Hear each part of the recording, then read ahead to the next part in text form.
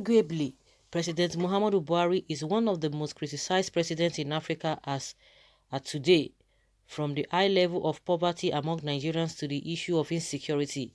Buhari, who is now running his second term and last tenure, is facing criticisms from Nigerians as well as the real challenges of governance. So his critics, the president is not doing enough to curb activities of terrorists, kidnappers, bandits, and all of the other crimes confronting a country. Consistently, these critics continue to have reasons to increase the tempo of their criticisms because of the persistent security challenges bedeviling the country. Just as it is applicable to every sphere of lives, there are advantages in which Nigerians are deriving from the government of President Muhammadu Buhari. The advantages in his government are only certify the old saying which says that everything with disadvantages must have merit and advantage sides. If for nothing, President Muhammadu Buhari will be remembered for the massive infrastructural developments ongoing in the country. To be specific, the transportation sector of Nigeria economy is currently receiving unprecedented boosts as we speak. The manner at which railways, expressways, and airport facilities are being put in place in the country has never been witnessed in the recent time.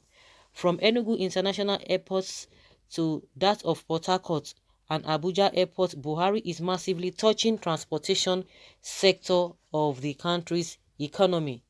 As if that wasn't enough, new railways and some which were started by past governments are all receiving presidential attention from the presidency.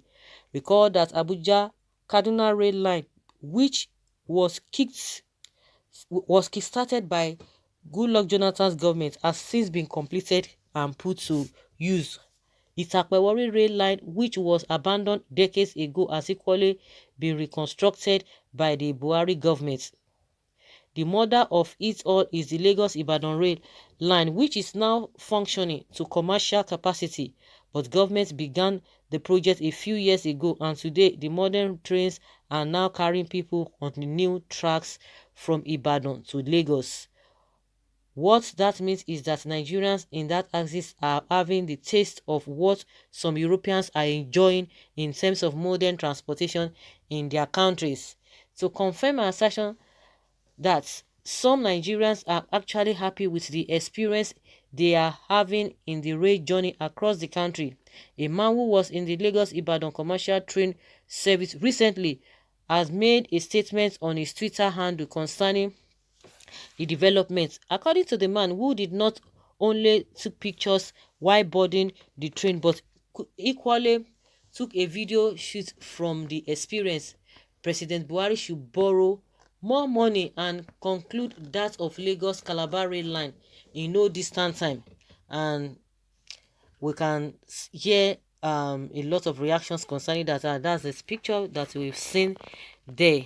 And it will be recalled that President Muhammadu Buhari, who really wants to bridge the infrastructural gaps in the country, met almost empty government posts according to him. In order to fulfill his promise to some extent, he opted to borrowing. Buhari government, which has been borrowing money from countries like China, promised to use the borrowed money to put deserving infrastructures in place. To me, he is so far living up to that expectations. To be sincere, with the Lagos-Ibadan rail line, which is functioning today, is a product of China borrowing. So this man has come out that Buhari should continue to borrow, so that if that is what will help the completion of all these other infrastructures, especially the rail lines, that is in support of that. And believe you me, we have for and against concerning this statement. Very true. Borrow and let the people see where the monies are going. Sukuk bond is also working. One thing I like about this government is its sincerity. Every project where the Sukuk bond was injected, you will see it state clearly on the project. Beginning of Sukuk bond and end of Sukuk bond. Never has past government done that. That man who said Buhari should borrow more May you remain a slave to creditors all your life, since is what you want. Continue. Only the Igbos are ignorant or are ingrate generation. Give them importation business. That is all they know about good governance. Hey, so importation, what has that? Is that a bad thing? Well, okay.